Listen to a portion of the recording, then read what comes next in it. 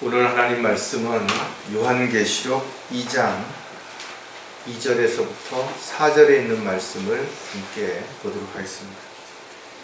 다 찾으셨으면 제가 받들어 읽어드리겠습니다. 내가 너의 행위와 수고와 인내를 알며 또 내가 어떻게 악한 자들을 용납지 아니한 것과 자칭 사도를 하지만 아닌 자들을 시험하여 그들이 거짓말쟁이임을 찾아낸 것과 또 내가 참고 인내하며 내 이름을 위하여 수고하고 지치지 않은 것을 아노라. 그러나 너를 책망할 것이 다소 있나니 이는 내가 너희 첫사랑을 저버린 것이기 때문이라.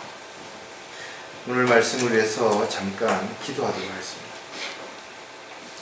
아낌없이 저희들을 구원하시고 또 하나님의 자녀로 살아갈 수 있도록 자신의 생명을 내어주신 그 사랑을 저희들이 한순간도 잊지 않기를 원합니다.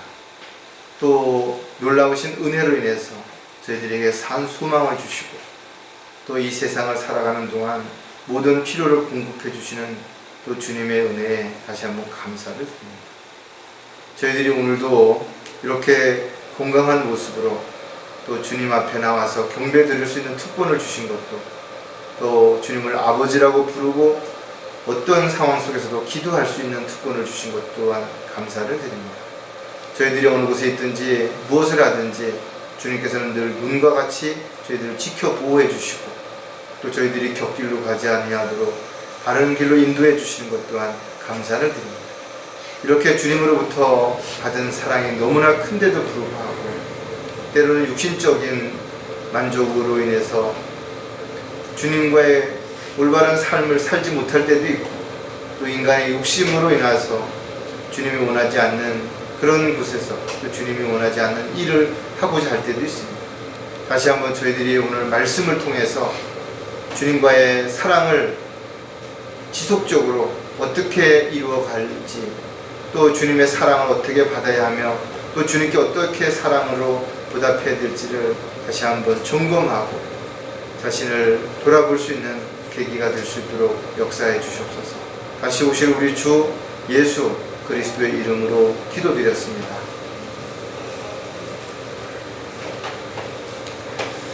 사람들은 누군가를 사랑하게 되고 또 그 사랑으로 인해서 때로는 위로와 힘을 얻기도 하고 또 그 사랑으로 인해서 고통과 아픔을 겪기도 하는 것입니다. 흔히 사랑과 재채기는 숨길 수 없다 이런 말이 있어요. 그만큼 누군가를 사랑하게 되면 어떤 모습이든 간에 그 사랑하는 증거들이 표출이 되기 때문에 그렇다라는 거죠. 사랑하면 우선 말투가 달라지고 행동이 달라지는 것 너무나 당연하겠죠. 생각도 삶의 목표도 바뀔 수 있어요. 왜냐하면 사랑하는 사람에게 어떻게 하면 잘 보일까, 어떻게 하면 인정받을까를 먼저 생각하기 때문에 그런 것입니다. 그래서 우리는 어떤 사람이 사랑에 빠졌을 때의 모습을 보면서 도무지 이해할 수 없는 그런 어려움에 부딪히기도 하죠. 왜냐하면 상상도 못할 그런 행동들 또 관대함, 배려 이런 것들이 보여지지 않았었는데 어느 날부터 그런 것들이 드러나는 거예요. 조금만 손해를 봐도 화를 내고 불평에 원망을 했었던 사람이 어느 날부터 분명 손해를 보고 어려움을 겪고 있는데도 불구하고 전혀 힘들어하거나 불평해하지 않고 오히려 그것으로 인해서도 웃고 배려하는 그런 모습을 볼 수도 있다는 거죠. 한마디로 말해서 사랑이야말로 사람들을 움직이는 가장 강력한 힘이 될 수도 있죠.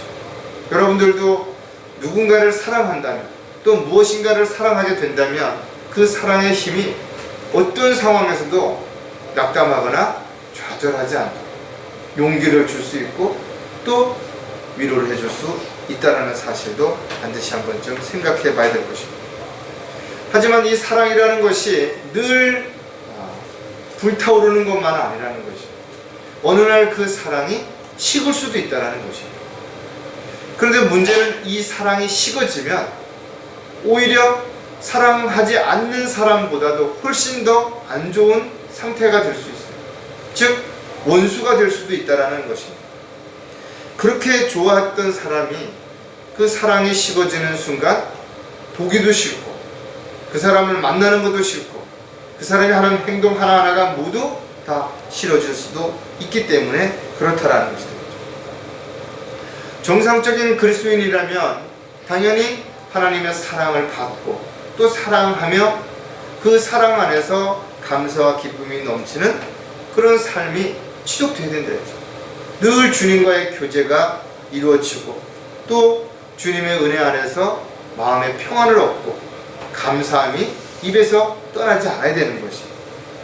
만일 어떠한 이유로도 주님과의 관계가 멀어져 있다면, 주님과의 교제가 잘 안 되고 있다면 즉시 자백하고 돌이켜야 되는 것이. 그리고 첫사랑을 반드시 회복해야 되는 것이. 오늘 우리가 읽었던 에베소 교회는 칭찬받을 일이 너무나 많은 것이, 그럼에도 불구하고 그가 책망을 받은 이유는 바로 주님과의 첫사랑을 저버렸다라고 성경에 기록하고 있는 것입니다. 따로 저와 여러분이 아무리 주님을 위해서 많은 일들을 해왔고 또 지금 하고자 하는 열정이 있다 하더라도 주님과의 이 사랑이 식어졌다면 그 모든 것들은 결코 주님을 기쁘시게 해드릴 수도 없을 뿐만 아니라 그렇게 하는 일들은 주님께 영광이 될 수가 없기 때문에 그렇다라는 것. 따라서 저와 여러분은 언제 어디에 있든지 간에 늘 주님의 사랑에 푹 젖어서 주님의 은혜 아래서 감사와 기쁨이 넘치는 그런 삶이 지속돼야 되는 것이고, 그러기 위해서는 주님과 더 가까이 해야 되는 것이고 주님과 더 친밀한 교제가 나누어져야 되는 것이고 주님이 기뻐하시는 일들을 위해서 자신을 부인하고 십자가를 질 수 있는 그런 삶이 바로 올바른 신앙생활이 지속되어야만 될 것입니다. 우리가 주님을 떠나지 않는 한 성경은 절대로 주님과의 사랑을 떼어놓을 수 없을 것이라는 분명한 약속을 주셨다는 거죠. 따라서 저와 여러분이 주님과의 관계가 어떠한 이유도 소홀하다면 이것은 바로 나의 책임이고 나에게 문제가 있다는 것을 먼저 인정하고 그 부분서부터 다시 첫사랑을 회복하는 그런 시작의 시점이 반드시 되어야 될 것입니다. 오늘 설교 제목은 지금도 주님을 사랑한다는 증거들. 내가 지금도 주님을 처음 만났을 때 주님의 그 첫사랑을 느꼈을 때의 그 감정이 남아있는가, 아니면 어느 순간서부터 그 사랑이 식어진 건 아닌가를 점검해보고 내가 정말 지금도 주님을 사랑하고 있다면 그렇다면 주님을 사랑한다는 증거들이 무엇이냐 이거죠. 그리고 내에게서 나타나는 그 증거들을 보고 다른 사람도 저 사람은 지금도 끊임없이 여전히 주님을 사랑하고 있구나 라는 것을 느낄 수 있는 것인가, 아니면 어느 날부터 주님과의 사랑이 식어진 것 같아, 어떻게 보면 주님의 사랑을 지금은 받지 못하고 있는지 아니면 주님을 사랑하지 않고 있는지 전혀 어떠한 열매도 없다라고 보여주고 있는 것이 아닌가를 한번쯤 점검해 보라는 것이죠. 다시 말해서 저와 여러분이 주님과의 사랑에 빠져 있다면 반드시 주님이 가는 곳에 함께 해야 되는 거죠. 주님이 바라보는 것을 같이 바라보고 주님이 원하는 일을 같이 동참하고 주님이 싫어하는 일은 하지 않는 그런 모습들이 반드시 보여져야 될 것입니다. 뿐만 아니라 주님을 더 생각하고 또 주님을 더 기다리고 또 주님의 은혜와 사랑에 감사하는 모습들이 늘 생활 속에서 이루어지고 있네. 성경을 읽고 기도하고 경배드리고 지체들을 만나고 이러는 일들이 정말 기쁘고 기다려지고 감사하고 그런 모습인 것인가를 점검해 봐야 된다는 것입니다. 오늘 우리가 살펴봤던 7교회 중에 여러 가지 특징들 가운데 에베소 교회의 특징 가운데 가장 중요한 부분을 가지고 우리가 사랑에 대한 부분들을 한번 점검해보는 시간을 가지려고 하는 거죠. 사랑은 머리로 하는 거 아니라는 거죠. 사랑은 가슴으로 하는 것이. 많은 사람들이 사랑을 책에서 배웠다 그러는 사람들이 있죠. 그러니까 책에서 사랑할 땐 이렇다, 사랑할 땐 감정이 어떻다, 사랑할 때는 뭐가 어떻다, 이렇게 배운 사람들이 흉내를 내는 것이. 오늘날도 많은 사람들이 교회를 다니고 있지만 그 사람들이 왜 진정한 사랑을 하지 못하고 흉내를 내는 것인가 이거죠. 그것은 진정한 사랑을 경험해 보지 않았기 때문에 그렇다라는 거죠. 따라서 사랑하게 되면 굳이 뭘 하려고 하지 않아도 상대방은 그 사람의 마음을 아는 것이, 그 사람이 왜 그렇게 하는지 이해할 수 있다는 것이죠. 따라서 저와 여러분이 정말 하나님의 사랑을 알았고 그 사랑을 받은 사람이라면 그 사랑을 실천함으로 인해서 주님께는 물론 많은 사람들에게 그 사랑이 아름답게 그리스도의 향기로 드러날 수 있어야 됩니다. 그렇다면 우리는 생활 속에서 무엇을 가지고 주님을 사랑한다라는 것을 입증할 수 있는 것인가 이거죠. 많은 사람이 입으로는 하나님을 사랑한다라고 말한다 이거죠. 그런데 그의 생활을 돌아봤을 때 전혀 사랑한다라는 모습이 그 어떤 열매로도 드러나고 있지 않다면 그는 사랑을 흉내내는 것에 불과한 것이죠.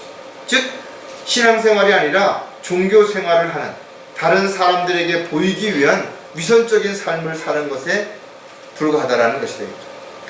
왜냐하면 우리가 정말 사랑한다면 우리 안에는 자신도 모르는 사이에 호르몬이 생성이 되고 기쁨이 충만해지죠.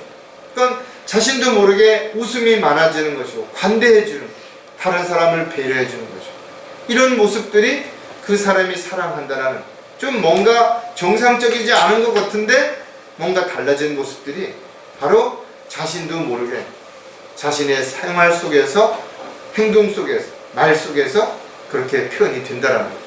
이처럼 저와 여러분이 지금도 주님을 사랑하고 있다면 처음 주님을 만났을 때의 모습, 그 기쁨, 그 감사가 생활 속에서 드러나야 되는 거죠. 누가 보더라도 힘들고 어려운 상황인데도 불구하고 어떻게 저렇게 기뻐할 수 있는지, 어떻게 감사할 수 있는지, 어떻게 저렇게 긍정적인 생각을 가지고 있는지 이해할 수 없지만 알고 보았더니 주님의 사랑이 넘치기 때문에 그것이 가능했다라는 것을 우리가 알 수 있는 그런 모습들이 지금도 우리 생활 속에서 드러나고 있는 그런 것인가를 한번 점검해 보는 시간입니다. 자, 그렇다면 지금도 주님을 사랑한다는 증거를 세 가지를 살펴볼 텐데, 그 첫 번째가 뭔가 하면 언제나 항상 귀를 기울여 듣는다는 것. 사람들마다 관심 가지는 분야가 다르죠. 그러다 보니까 따라서 듣고자 하는 말도 하고자 하는 일도 사람들마다 다른 것이 너무나 당연한 것이죠. 그러니까 다른 사람이 나와 같지 않습니다. 나와 틀리다고 해서 그 사람이 틀리다라고 말할 수 없는 거죠. 나와 다르다고 해서 그 사람이 잘못됐다라고 그렇게 해서는 안 된다는 거죠. 우리가 귀를 기울인다는 말은 그 상대가 어떤 말을 하는지를 정확히 듣고 싶어서 취하는 행동을 바로 귀를 기울인다라고 말합니다. 즉 경청한다라고 말하는 것은 귀를 기울여서 상대의 말을 잘 들으려는 행동을 갖다가 우리가 의미하는 것이. 자신이 사랑하는 사람이 있는데 그 사랑하는 사람이 자신에게 어떤 말을 한다라는 거죠. 그랬을 때 그 사랑하는 사람이 도대체 무슨 말을 하는지 궁금하기도 하지만 그 사랑하는 사람이 하는 말을 정확하게 알아야 내가 그 다음에 어떻게 행동할지를 알 수 있기 때문에 그 말을 정확하게 듣기 위해서는 당연히 귀를 기울일 수밖에 없는 것이다. 그러나 많은 사람들이 사랑한다라고 말하면서도 사랑하는 사람이 뭔가를 이야기하는데 딴짓을 하고 있다. 딴 데를 본다든지 핸드폰을 만진다든지 쓸데없는 생각을 한다든지, 이것은 상대의 사랑하는 사람의 말에 귀를 기울이지 않는다라는 모습. 솔로몬 노래에 보면 내가 잠을 잘지라도 내 마음은 깨어있나니 두드리는 것은 내 사랑하는 이의 음성이라 그랬어요. 그러니까 잠을 자지만 늘 깨어있다라는 거죠. 왜? 언제 사랑하는 사람이 자신을 부를지 모르기 때문에. 자신이 어떤 깊은 잠에 빠져서 혹시라도 사랑하는 사람이 자기를 애타게 부르는데 듣지 못해서 그 사랑하는 사람을 만나지 못할 수도 있기 때문에 육신적으로는 잠을 자지만 영적으로는 깨어 있어야 되는 우리의 그리스도인들의 삶을 우리에게 가르쳐 주는 것이에요. 신부의 입장에서 보면 신랑이 언제 다 찾아올지도 모르기 때문에 얼마나 그를 사랑하는지 신랑의 음성을 듣기 위해서 육신은 잠을 잘지라도 늘 신랑의 음성에 귀를 기울이고 있는 모습을 우리에게 가르쳐 주는 것이죠. 저와 여러분은 예수 그리스도를 신랑이라고 지칭할 수 있는 신부의 입장이라면 우리가 오늘 이 솔로몬의 노래에서 왜 언제나 주님의 음성에 귀를 기울여야 하는지를 정확하게 우리에게 교훈을 주고 있다는 거죠. 마지막 때가 가까울수록 우리는 정신을 차리고 깨어 있어야 되는 거죠. 왜냐하면 주님께서 언제 오실지, 언제 우리를 부르실지 알 수가 없기 때문에 그렇습니다. 세상이 죄악으로 인해서, 세상의 사람들의 목소리로 인해서 우리가 정신을 차리고 주님의 음성에 귀를 기울이지 않으면 그 음성을 들을 수 없다는 거예요. 우리를 귀를 간지럽히는 말들이 얼마나 많은 것이죠. 우리의 마음을 움직일 수 있는 그런 말들이, 달콤한 말들이 세상에 얼마나 많냐라는 거죠. 마귀와 세상은 우리를 끊임없이 유혹하고 어떻게든지 우리를 실족하려고 하기 때문에 우리가 이런 소음 속에서도 오직 주님의 음성에 귀를 기울이려면 정신을 차리고 깨어 있어야 될 뿐만 아니라 늘 주님과 함께 동행해야 될 주님의 음성에 한순간도 놓치지 않으려고 하는 그런 마음이 우리에게 반드시 있어야 될 것입니다. 자, 언제나 항상 귀를 기울여야 하는 이유를 또 우리가 생각해 보면 어떤 말씀을 하실지 듣고 싶기 때문이에요. 내가 그 음성을 듣지 못하게 되면 뭘 해야 될지 모르는 거예요. 그러니까 주님께서 우리에게 어떤 말씀을 하실지 우리가 알 수가 없는 거예요. 가라고 하실지, 오라고 하실지, 하지 말라고 하실지, 기다리라고 하실지 모른다면 우리가 어떻게 뭘 할 수 있겠냐라는 거죠. 솔로몬의 노래 중에서 보면 여기저기에 여러 차례에 거쳐서 신랑이 신부를 부르는 모습을 자세하게 기록하고 있다. 언제 신랑이 부를지 모르는 거예요. 낮에 부를지, 밤에 부를지, 멀리서 부를지, 가까이서 부를지, 뒤에서 부를지 모르기 때문에 신부의 술렘 여자는 신랑의 음성에 늘 귀를 기울이고 있었다라는 것입니다. 이러한 모습은 사랑하는 사람에 대한 가장 기본적인 자세이고 마땅히 해야 하는 자세인 것입니다.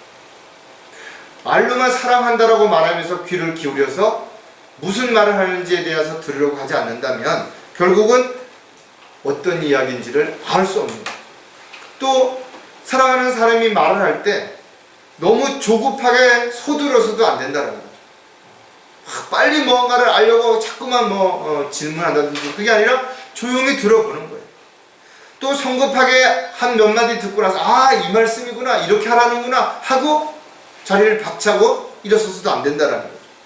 끝까지 귀를 기울여서 들어보고 정확하게 무엇을 원하시는지, 무엇을 나에게 말씀하시는지를 들은 다음에 그 다음에 나서 내가 결정하고 실행에 옮겨야 된다는 거죠.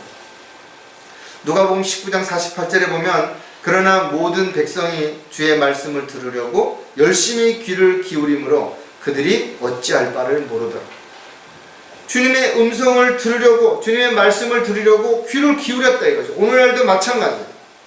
여러분들이 하나님의 말씀을 읽을 때도, 설교를 들을 때도, 교제할 때도 귀를 기울여서 듣지 않는다면 자기의 생각을 가지고 너무나 단순하게 자기 생각대로 판단하고 결정할 수 있다는 거죠.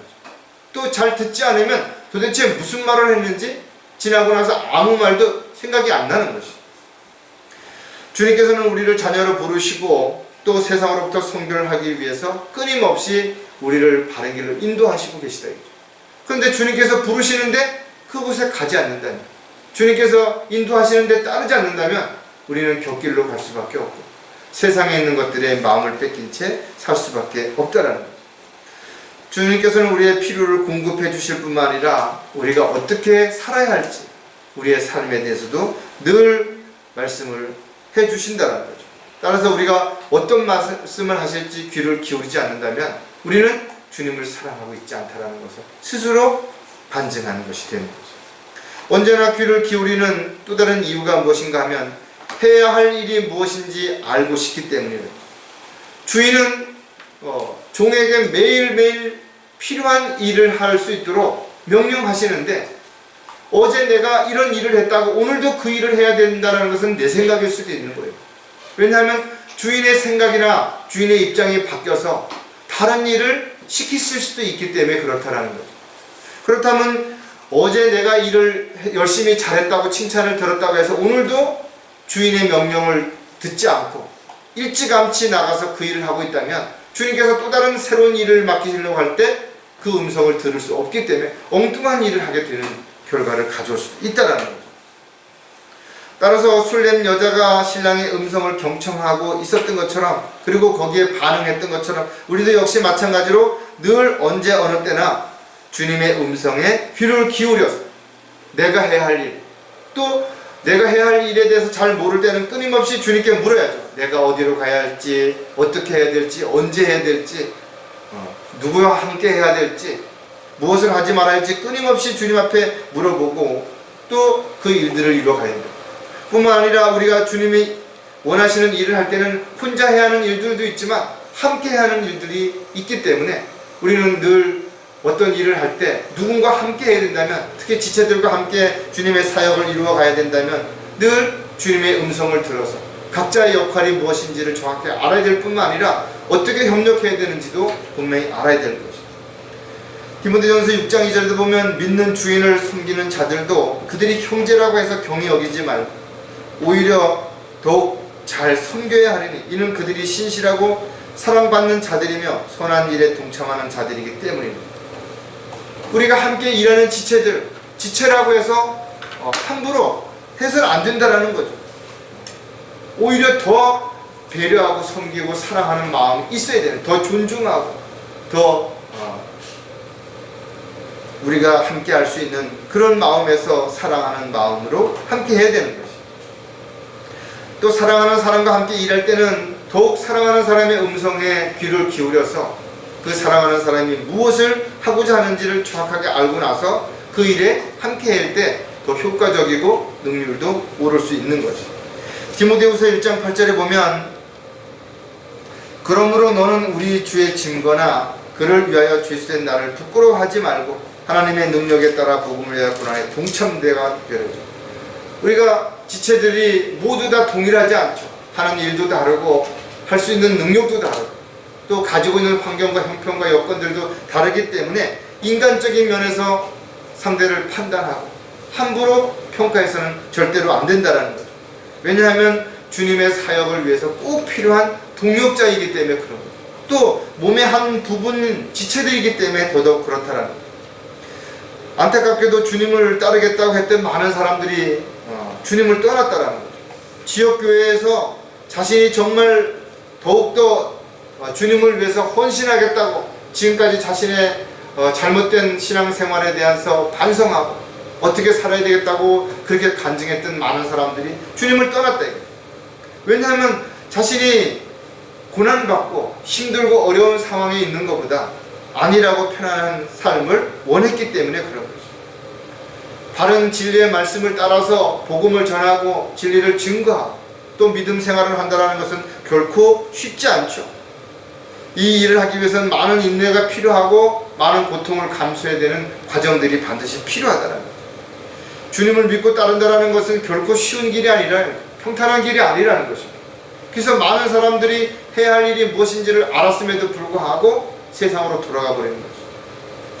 저 여러분은 왜 이 자리에 남아있는 것인가 이거죠. 왜 많은 힘들고 어려운 일들이 있는데도 불구하고 세상 사람들처럼 종교인들처럼 편안하게 자기 중심적으로 안일하게 평탄하게 그렇게 살려고 하지 않는 것인가 이거죠.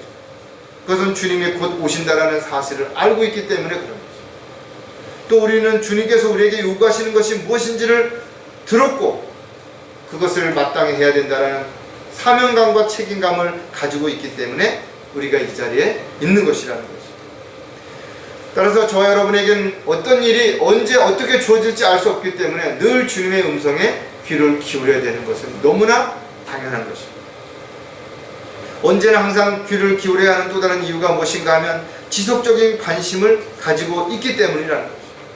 우리의 관심이 세상 사람들처럼 오늘은 이것에 관심을 갖다가 또 얼마 지나지 않아도 다른 데 관심을 갖는 그런 삶이 돼서는 안 된다 이거죠.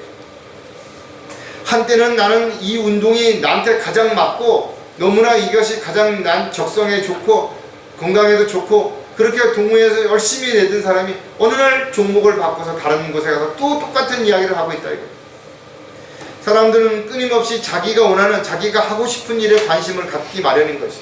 그러나 저 여러분이 관심을 가져야 하는 것은 내가 원하는 일, 내가 하고 싶은 일이 아니라 주님께서 원하시는 일, 주님께서 하고 싶은 일에 먼저 관심을 가져야 된다는 거예요.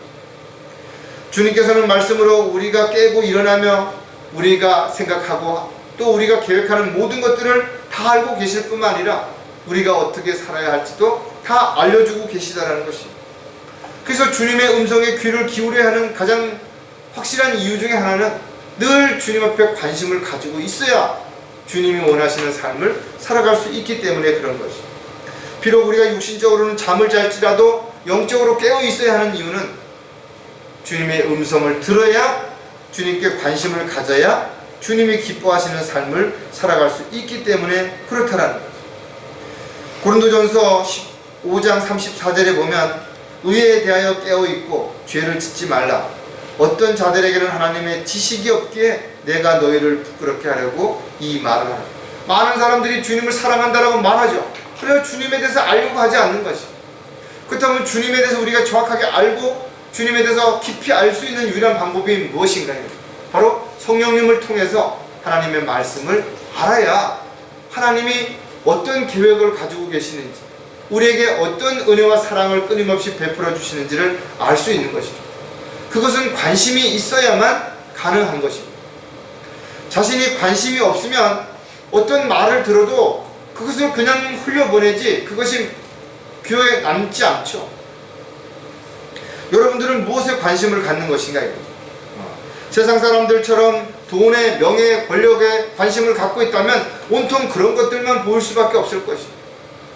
그러나 우리가 주님의 음성에 귀를 기울이고 주님이 우리에게 주시는 그 일들에 관심을 갖게 된다면 지옥을 향해 달려가는 혼들이 보일 것이고 또 바른 진리의 말씀을 갈급해하는 사람들이 보일 것이고 우리가 또 무엇을 해야 될지 어떻게 살아야 될지가 우리에게 잘 보여지게 될 것입니다. 이 모든 일들이 주님의 음성에 귀를 기울이느냐 그렇지 않느냐에 따라서 결론적으로 증거가 드러날 수 있다는 거예요.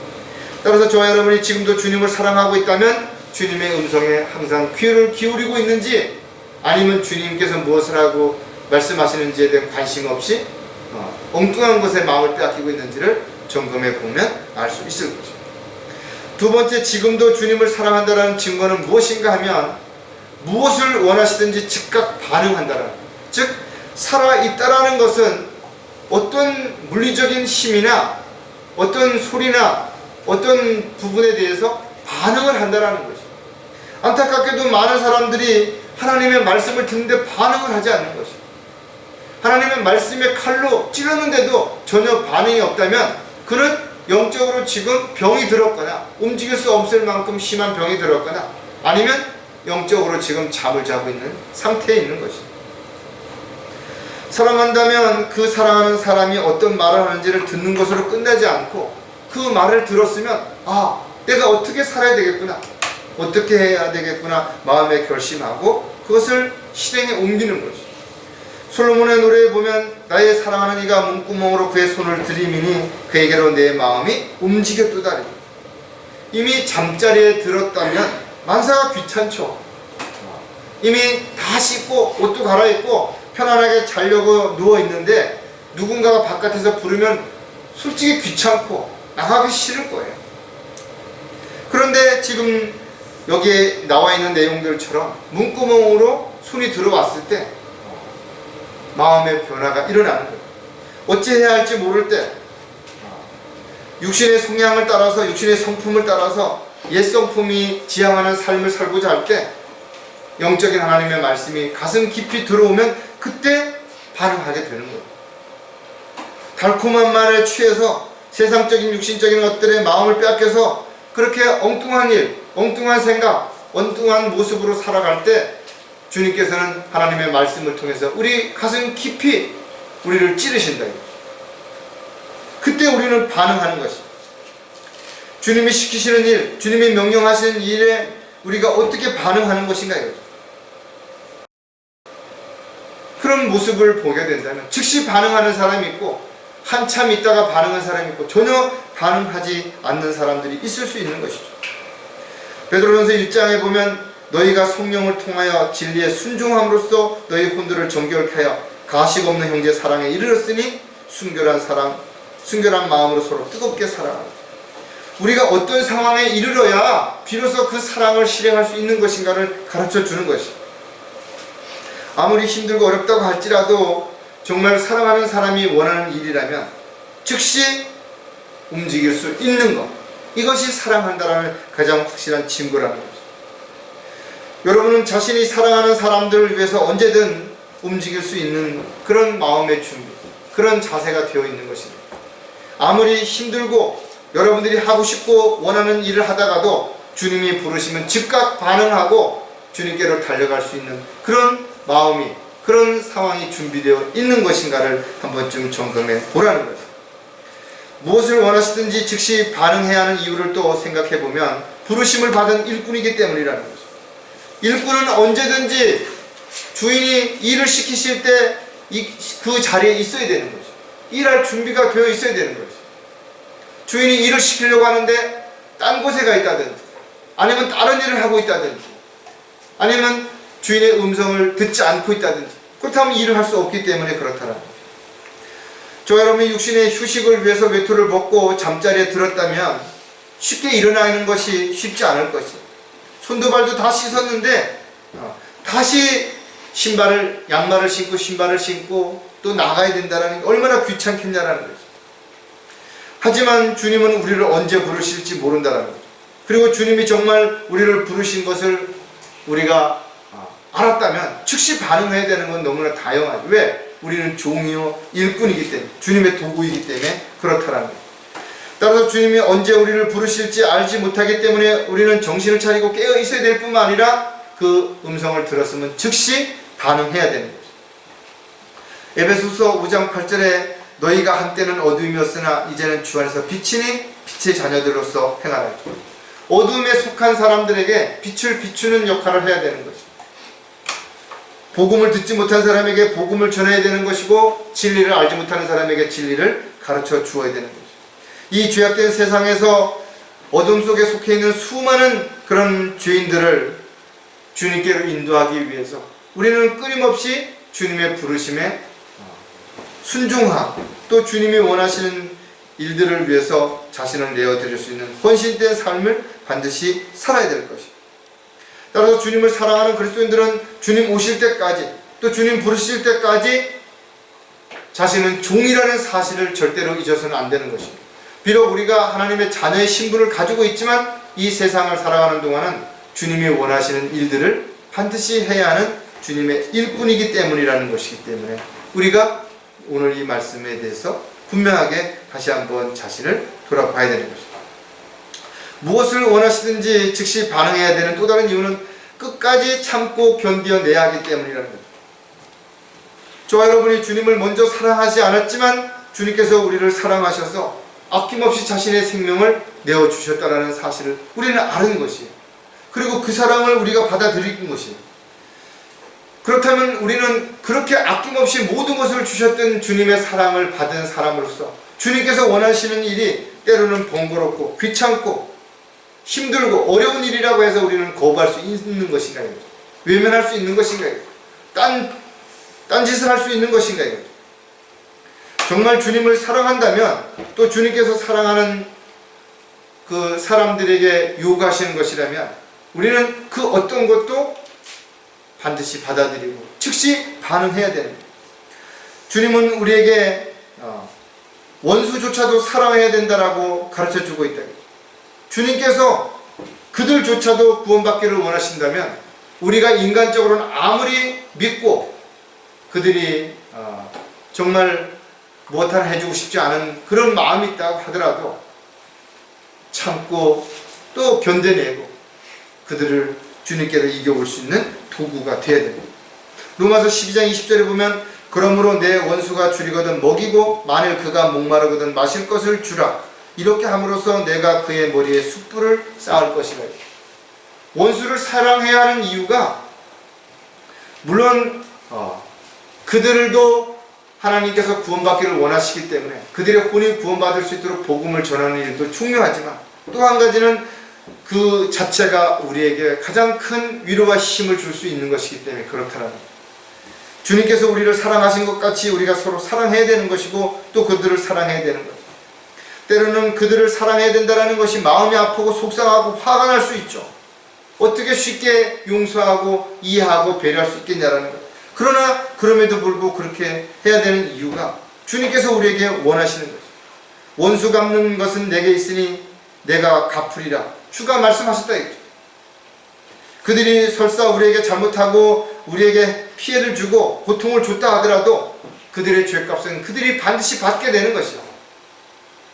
하지만 우리가 스스로 그들을 어떻게 벌하기보다는 오히려 사랑으로 감싸주는 것이 우리의 마음을 편하게 하고 주 안에서 우리가 기쁨을 누릴 수 있기 때문에 주님께서는 끝까지 참고 견디어내라는 것이죠. 우리는 이런 모습들을 즉시 반응해야 되는 것이죠. 내 육신적인 어떤 생각과 기분이 어떻다 하더라도 주님께서 원하신다면 사랑하는 그분을 위해서 또 사랑하는 그분이 기뻐하시는 일이라면 우리는 자신이 원하지 않는 일이라 하더라도 반드시 해야 되는 주님의 종료일 뿐이라는 사실을 우리는 다시 한번 상기해야 될 것입니다. 무엇을 원하시든지 즉시 반응해야 하는 또 다른 이유가 뭐냐면 항상 준비가 되어 있기 때문이라는 거예요. 어떻게 보면 일을 열심히 하는 것, 주님의 명령에 따라서 뭔가를 하는 것도 힘들고 어려운 일이지만 무엇인가를 참고 기다리는 것이 훨씬 더 힘들고 어려운 상황이 될 수도 있어요. 따라서 우리가 하나님의 일을 한다는 것은 꼭 무언가 드러나게 보여지는 일만이 일이 아니라 참고 기다리는 것도 일이라는 것이죠. 만약에 주님께서 시키지도 않았는데 열심히 뭔가 일을 한다고 해서 주님을 기쁘시게 하는 거 아니라는 것이죠. 내가 뭔가 일이 없다고 아무 일이나 한다고 해서 주님을 기쁘시게 하는 일도 분명 아니에요. 왜? 우리는 주님께서 시키시는 일이 아니라 주님께서 원하시는 일이 아니라면 절대로 해서는 안 되는 것이죠. 오히려 그 시간에 휴식을 취하고 그 시간에 또 다른 일을 준비하는 그 과정들을 우리가 반드시 해야 되기 때문에 그렇다는 거죠. 따라서 저와 여러분이 뭔가 해야 하는 일이 있다면 또 뭔가 하지 말고 기다려야 한다면 그것이 주님의 명령이라면 그것을 반드시 믿고 즉시 반응하고 따라야 된다는 거죠. 모든 문제는 우리에게 있다는 것이죠. 조급해야 하는 것도 우리에게 문제가 있는 것이고 또 성급하게 무언가를 하려고 하는 것도 우리에게 있는 것이고 게으르고 나태한 것도 우리에게 있다는 것이죠. 따라서 우리가 주님과의 교제가 지속적으로 잘 이루어진다면 우리는 주님이 원하시는 일이 무엇인지를 정확하게 알 수 있는 것이고 그 주님이 원하시는 일들을 위해서 우리가 즉시 반응함으로 인해서 해야 될지 하지 말아야 될지 기다려야 될지가 분명하게 반응이 나타날 수 있다는 것입니다. 따라 저와 여러분이 어떤 상황에 처해 있든지 간에 항상 준비가 되어 있어야 된다는 거죠.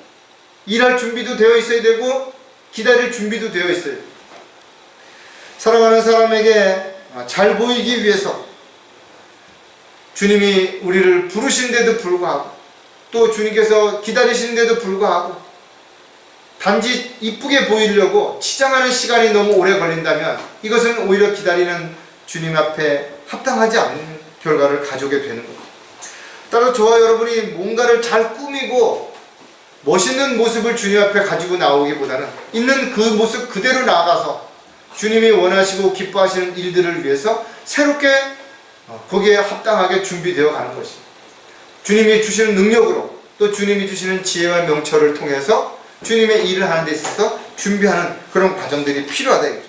인간적인 열정이나 노력을 가지고 뭔가를 준비하는 그런 것들은 오히려 주님 보시기에 합당하지 않은 것입니다.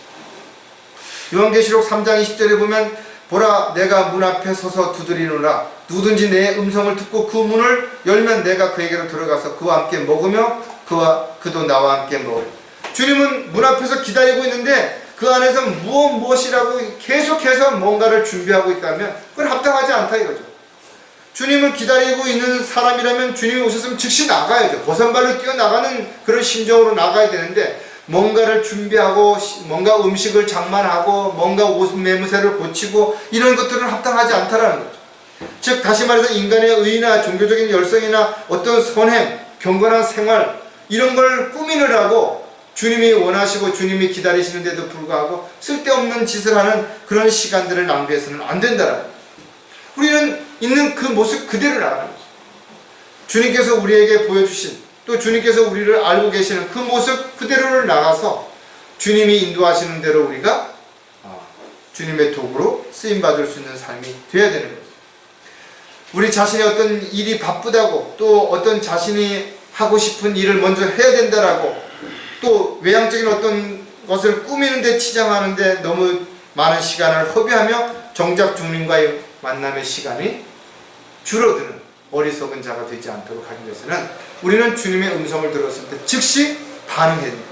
있는 모습 그대로 나아가서 주님이 기뻐하시는, 주님이 원하시는 대로 우리의 모습들이 변화되고 또 주님께서 기뻐하시는 도구 일꾼으로 쓰임받는 사람이 되어야 되는 것입니다.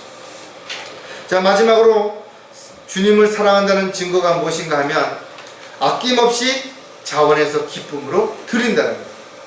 사랑하는 사람에게 무엇을 주고 싶은 것은 지극히 당연한 거죠. 나의 누이, 나의 신부야, 내가 나의 동산에 돌아와 나의 물약과 나의 향료를 거두고 나의 벌집과 나의 꿀과 더불어 먹으며 자신이 가지고 있는 가장 좋은 것, 이런 것들을 사랑하는 사람이라면 나누고 싶은 건 너무나 당연한 거죠. 여러분 어디를 갔는데 맛있는 음식을 먹게 됐어요. 그러면 당연히 사랑하는 사람과 함께 이곳에 와서 이걸 먹어야 되겠다라는 마음이 들어야 되는 거죠. 좋은 것을 보았으면 사랑하는 사람과 같이 다음에는 꼭 와서 같이 봐야 되겠다, 이런 생각이 드는 건 너무나 당연한 거죠. 어떤 좋은 것, 어떤 멋있는 것을 보면 이것을 사랑하는 사람이 가졌으면, 사랑하는 사람이 했으면 좋겠다라는 마음을 갖는 것, 너무나 당연한 것이 됩니다. 사랑하는 사람에게 어떠한 이유로든 어떠한 목적이든 자신이 가진 것보다 더 주고 싶은 마음이 들지 않는다면 그것은 자신의 욕심을 채우기 위해서 또 다른 사랑하는 사람에게 뭔가를 요구하기 위한 하나의 수단에 불과하다는 것을 우리가 분명히 기억해야 될 것이에요. 사랑한다면 어떤 이유나 목적 때문이 아니라 그냥 주고 싶은 거예요. 그냥 아낌없이 주고 싶은 거예요. 더 주지 못해도 늘 안타깝고 더 주었는데도 불구하고 그래도 더 주고 싶은 마음이 아련하게 남아있는, 이것이 사랑한다라는 증거다. 솔로몬의 노래에서도 분명히 알 수 있는 것처럼 신랑은 사랑하는 사람과 함께 서로 가진 것들을 풍성하게 나누고 더 나아가서는 다른 사람에게까지도 나누고 있는 것을 우리에게 잘 보여준다. 진심으로 사랑한다면 아까워할 게 없어. 따라서 우리가 주님을 정말 사랑한다면 주님을 위해서 시간을 드리고 물질을 드리고 또 자신이 가지고 있는 능력을 드리는 헌신된 삶을 살아가는 것이 손해라고 여겨진다든지 억울하다고 느껴진다면 그것은 사랑하는 것이 아니라는 거예요. 따라서 정말 사랑하는 사람을 위해서라면 손해를 보고 희생을 당한다 하더라도 결코 그것이 속상하거나 슬퍼한다든지 이런 일들이 일어나지 않는다라는 거예요. 오히려 사랑하는 사람을 위해서 자신이 뭔가 할 수 있다는 그 사실만으로도 기쁘고 즐거울 수 있다는 거예요. 그래서 우리가 이해할 수 없는 부분들이 있는 거예요. 아니 정말 저렇게 잘 못하는데 늘 문제를 일으키는데도 불구하고 끊임없이 사랑하는 모습들을 옆에서 볼 때 답답하기도 하고 안타깝기도 하죠. 그러나 자신이 사랑하는 사람을 위해서 뭔가 해줄 수 있는 것 자체만으로도 그게 기쁨이 될 수도 있다면, 그것이 그에게 위로가 될 수 있다면 그것이 진정 사랑한다라는 것을 입증하는 하나의 또 다른 모습이라는 것을 우리가 이해할 수 있어야 된다. 자, 아낌없이 자원해서 기쁨으로 드리는 또 이유를 보면 허락하신 가족들이기 때문에 그렇습니다. 가정이라고 하는 것은 하나님께서 허락하신 것이에요. 혼자 사는 것이 너무나 안타까워서 배우자를 주신 것입니다. 그래서 둘이 서로 사랑함으로 가정을 이루어가는 것입니다. 많은 사람들이 자신이 하는 일이 가족 때문이라고 그렇게 말한다. 그래서 돈을 버는 것도 공부를 하는 것도 성공하는 것도 부와 명예와 권력을 얻는 것도 다 가족을 위해서 그렇다라고 그렇게 말을 하고 있다는 것입니다. 그런데 분명 그런 것들이 가족들을 위해서 필요할 수 있어요. 도움이 될 수 있습니다. 그러나 자신이 그런 것을 얻기 위해서, 성취하기 위해서 오히려 가족을 힘들게 하고 가족들에게 상처를 주고 가족들에게 고통을 안겨주면서도까지 그것이 가족들을 위하는 것이라고 말해서는 안 된다는 거죠. 어떻게 보면 가족을 위해서라는 핑계 아래 자신의 욕심을 채우기 위한 또 다른 욕심에 불과한 것이죠. 따라서 우리는 정말 사랑하는 가족들을 어떻게 사랑해야 되는지 성경은 너무나 자세하게 가르쳐 주는 것이죠. 자식은 부모를 어떻게 공경하고 사랑해야 되는지를 성경은 가르쳐 주는 것입니다. 또 부모는 자식을 어떻게 사랑해야 되는지 가르쳐 주는 것이에요. 또 부부간에도 어떻게 사랑해야 되는지 너무나 성경은 잘 가르쳐 주는 거예요. 많은 사람들이 왜 나에게 그렇게 하지 않느냐라고 말하기 전에 자신은 과연 그렇게 하고 있는지, 주님의 명령에 따라 주님의 말씀에 따라 순종하고 있는지를 생각해 봐야 된다. 남편들아, 너희 아내를 사랑하고 가혹하게 대하지 마라. 자기 아내를 자신의 몸처럼 사랑하라고 했는데 나는 과연 그렇게 하고 있는 것인가. 반대로 아내들아, 너희 남편들에게 복종하라. 남편의 영적 권위를 인정하고 돕는 자로서 현숙한 아내로서 그렇게 살고 있는 것인가. 상대에게 주어진 말씀에 대해서 먼저 불평하고 그것을 가지고 상대방에게 요구하기 전에 나는 과연 그렇게 하고 있는 것인가. 마찬가지로 가족들도 마찬가지라는 거죠. 가족이기 때문에 나에게 뭔가를 잘해줘야 된다라고 희생을 요구하고 뭔가를 바라기보다 내가 가족으로서 사랑하는 사람들을 왜 희생하고 그들에게 내가 정말 아낌없이 뭔가를 주고 있는지를 한번 좀 돌아보라는 것이죠. 하나님께서 허락하신 가족이라면, 정말 내가 사랑해야 하는 가족들이라면 내가 뭔가를 받기 전에 줄 수 있는 마음을 먼저 가지고 있는가? 아낌없이 나누고 사랑할 수 있는 그런 마음을 가지고 있는가? 아니면 여전히 뭔가 이기적으로 나의 입장만을 생각하고 계산적인 그런 삶을 살고 있지는 않은가를 먼저 우리가 생각할 수 있는 그런 부분들이 반드시 필요하다. 아낌없이 자원해서 기쁨으로 드려야 하는 또 다른 이유는 영원히 함께할 지체들이기 때문이라는 거죠. 몸의 한 부분인 지체들, 우리가 한번 육신적인 몸을 한번 비유를 해서 생각해 보세요. 육신의 어느 한 몸이 아프게 되면 몸 전체가 고통을 받는 거예요. 힘들어지는 거예요. 다리가 아프면 걸을 수 없으면 집에만 들어 앉아 있어야 되는 거예요. 나갈 수도 없다. 눈이 있다고 멀리 볼 수도 없고 귀가 있다고 해서 음성을 들을 수도 없는 거예요.